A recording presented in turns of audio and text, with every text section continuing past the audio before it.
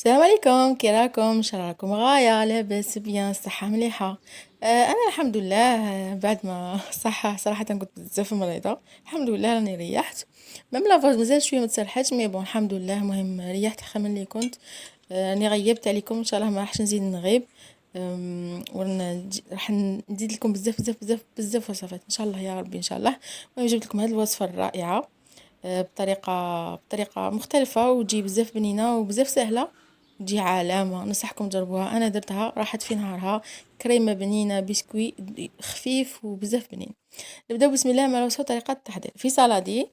هنايا عندكم هنا الريغل تاع الجينواز. في كل حبه بيض يقابلها 30 غرام تاع سكر و30 غرام فرينه. شولا انا السكر نقص، ندير 25 غرام. تسمى هنايا راني دايره 4 بيضات. نسيباري لي بلون لي جون، نفرق الصفر عن البياض، وانا حرزوا لي الصفر ما يطيحش في البياض، سينو البياض تاعكم راح يطلع. هنا بعد ما سيباريت لي بلون على لي جون، دوك راح ندير لهم رشه ملح البياض البيض. وهنا الفوي باتور، شوفوا لو بول اللي ديروا فيه والباتور والفوي اللي غيكونوا نقيين ناشفين ناشفين ناشفين. لا خفتوا ولا مسحوهم نشفوهم مليح مليح بالبابي ابسوربون. دونك كيما شفتوا ضربت هذوك هاد لي بلون هذوك ضربتهم حتى دارت ديك الرغوه. كي دير ديك الرغوه راح نجيب السكر. كيما قلت لكم هنا عندي 25 غرام، دونك عندي 100 غرام تاع 100 غرام. كيما قلت لكم عندي 100 غرام تاع سكر. نضيفوها 3 مراحل. نضيف في المرحله الاولى وندرب، والمرحله الثانيه وندرب ونضيف المرحله الثالثه. كي ندير في المرحله الثانيه ندربها على اعلى سرعه. دربوا مليح حتى يدير لكم هذا المنقار العصفر اللي قد دربوا هنا غايه. دربوا دربوا دربوا دربوا حتى تشوفوا البياض تاعكم بدا يتلم وبدا يديك هكا كل الامواج. تما تعرفوا راح كيما نقولوا حنا تزيد. تقدروا لو بول تاعكم قاعد تقلبوه وما يطيحش حتى يدير لكم منقار العصفر. راني ناكد ونعاود فيها حتى يدير لكم منقار العصفر، سينو الوصفه ما راحش تنجح لكم. ومن بعد نضيفوا الصفار اللي كانوا نضيفوهم ونعاودوا نضربوهم على اعلى سرعه، واحد دقيقه ماشي بزاف. بعد ما دربتهم نقلع الباتور. دوك نستعمل غير الفوي. هنايا عندي فرينه كما قلت لكم 30 غرام ضربوها في 4. سما عندي 120 غرام تاع فرينه. تاني الفرينه ما نضيفوهاش في مرحله في ضربه واحده، نضيفوهم 3 مراحل. نضيفوا المرحله الاولى كما تشوفوا، مهم جدا انكم تغربولوها. وضفت لها من غرف صغيره تاع لافاني ونخلطوا بهذه الطريقه. كتشوف كان يخلط. راني هنايا ما بغيتش نقطع الفيديو ولا ما بغيتش نسوبريميه وما بغيتش ما بغيتش نسرعه يعني باش تشوفوا كيفاش راني نخلط بشويه. اللي قد خلطوا بهذه الطريقه سينو قاعده التعب اللي درناه وطلعنا البيض وكاع راح يروح في الريح. ولا اكيد الوصفه ما راحش تنجح لكم. دوك تخلطوا من الفوق للتحت. دخلوا الفوي هنا خلطوا بالفوي، ما تخلطوش بلا سباتول راح تطلع طيح لكم الخليط تاعكم. بالعكس الفوي من جاي فيه هكا ليفيد في الوسط، تما راح يساعدكم انكم تخلطوا بلا ما تطيحوا الميلونج تاعكم. بنفس الطريقه بعد ما دخلت الكميه الاولى ضفت الكميه الثانيه الزوجه تاع الفرينه. وانا اللي ما عندهاش الكاس راه الفيديو موضح. السكر عندي نص كاس والفرينه عندي كاس معمر تاع فرينه. راهي باينه. اللي ما عندهاش الميزان تقدروا تستعملوا الكونتيتي اللي انا دايرتها هنا، ولا ديروا لا موتي تاع الكونتيتي اللي درتها. هي من الاحسن لكم كنتوا اول مره راح تحضروا الجينواز دونك ديروا نصف الكميه. تسمى عندكم 2 بيضات، ربع كاس سكر ونص كاس فرينه. هذا اللي يدير الكميه نصف اللي درتها انايا. بنفس الطريقه دخلوا من الفوق طلعوا خلطوا من تحت للفوق. ومامطون يدكم الزوجه راه يدور في لو بول. ودخلوا خلطوا من الفوق للتحت من الفوق للتحت حتى تكملوا كميه الزوجه. ونغربلو توجور تغربلو الكميه، ما تفرغوش الفرينه ديراكتومون راح تطيح لكم الهواء اللي دخلناه في الخليط تاعنا.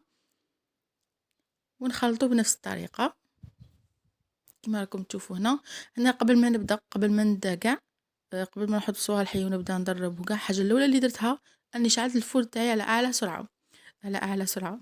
ديروش عليا المهم شعلوا الفور تاعكم على اعلى درجه. المهم الفور تاعكم يكون حامي غايه. خلوه يحمى مليح باش من بعد كي تدخلوا الاخر تاعكم في الجينواز تاعكم الفور تاعكم يكون حامي. هنايا جبت البلا هذا 30 على 40. درت لها بابي كويسون. هذا مكان ما درت حتى حاجه، لا دهنتها بزيت لا مسحتها بزبده لا ما درت لها والو. نفرغوا الخليط ونحاولوا ان نسرحوه مليح. نمشو كامل باش يكون كامل على طبق كيما نقول حنا يكون نيفو واحد، وندخلوه يطيب هنا ماكسيموم 10 دقائق، ما يطولكمش كتر من 10 دقائق 12 دقيقة با بليس، خاطرش الا خليتوه يطيب بزاف راح ينشف لكم ويبسلكم. نقلعها ديراكتومون من البلا كما تشوفوا وهي حاميه، ما نخلوهاش حتى تبرد.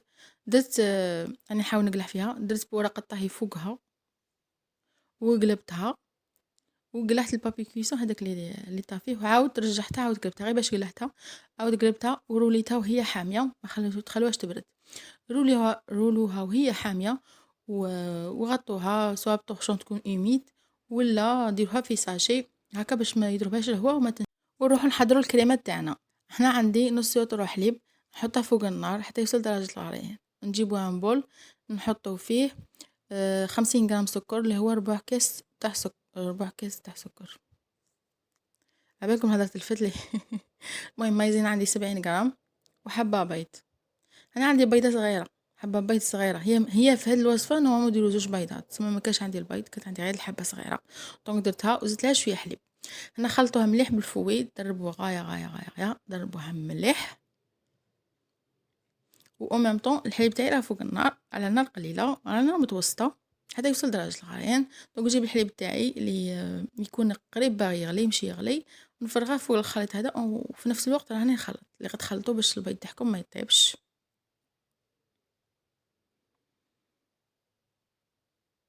هنا تقدروا ديروا البيض تقدروا تستغنوا عليه الا اللي بغى يدير البيض. انا بغيت ندير البيض نعطيها بالنشابه، تقدروا ديروا جوج صفار ولا زوج بيضات ولا بيضه واحده كما تبغوا كما درت انايا.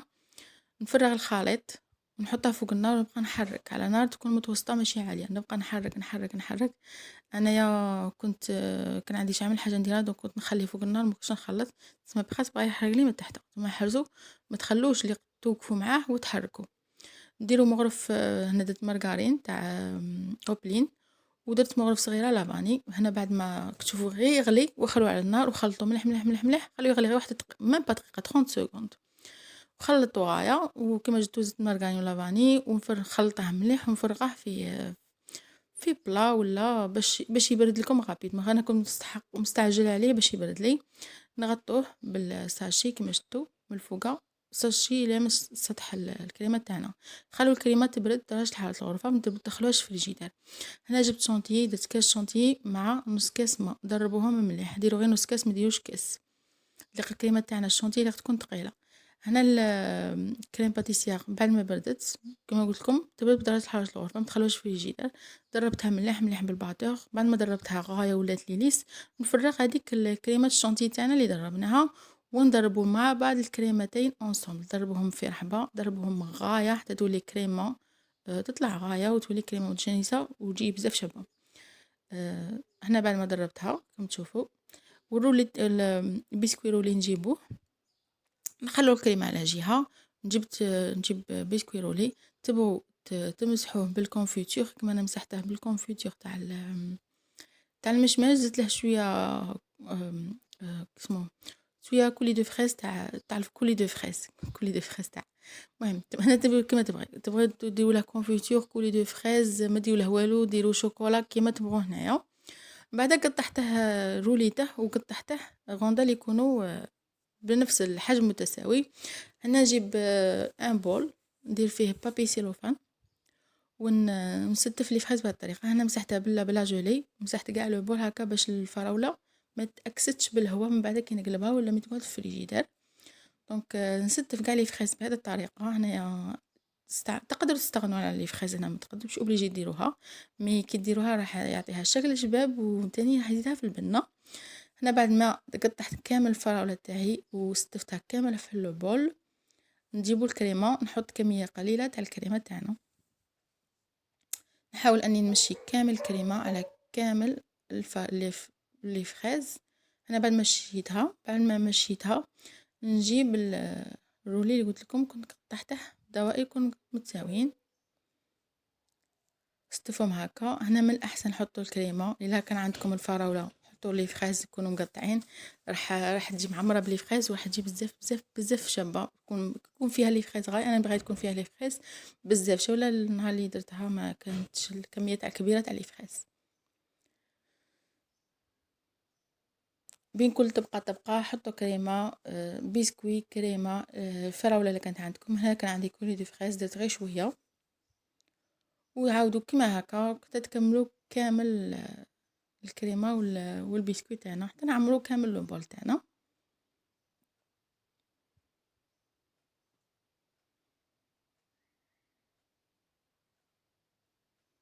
هاد الكاطو يجي بزاف بزاف بنين ويجي علامة ولو تشرو من برا حضروه في الدار وفرحوا ولادكم به والعائلة تاعكم. هنا بعد ما كملت صاي نحط طبقة مليحة تاع الكريمة ونزيد الطبقة الأخيرة تاع البسكوي. انا فضلت تكون الطبقة الأخيرة تكون تاع بسكوي باش من نقلبها نحط لها يكون هذاك هو القاعدة تاع الكاطو تاعنا.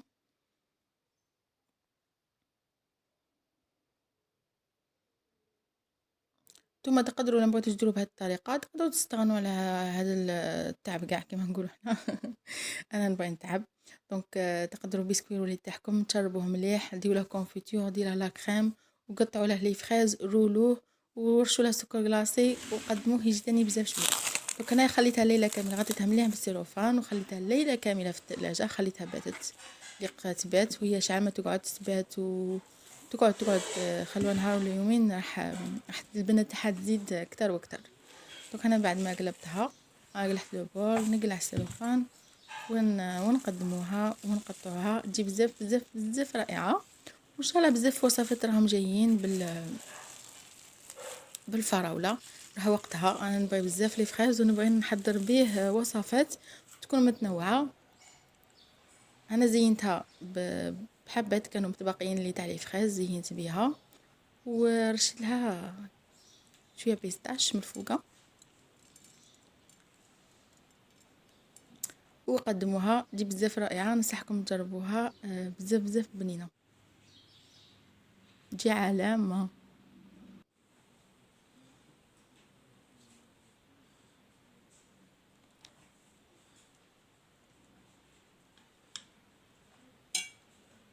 قطعوها وقدموها واستمتعوا بالبنه. ونخليكم مع الفيديو تكملوه ونقولكم مع السلامه، نتلاقاو ان شاء الله مع فيديو اخر ووصفه اخرى. شكرا، مع السلامه.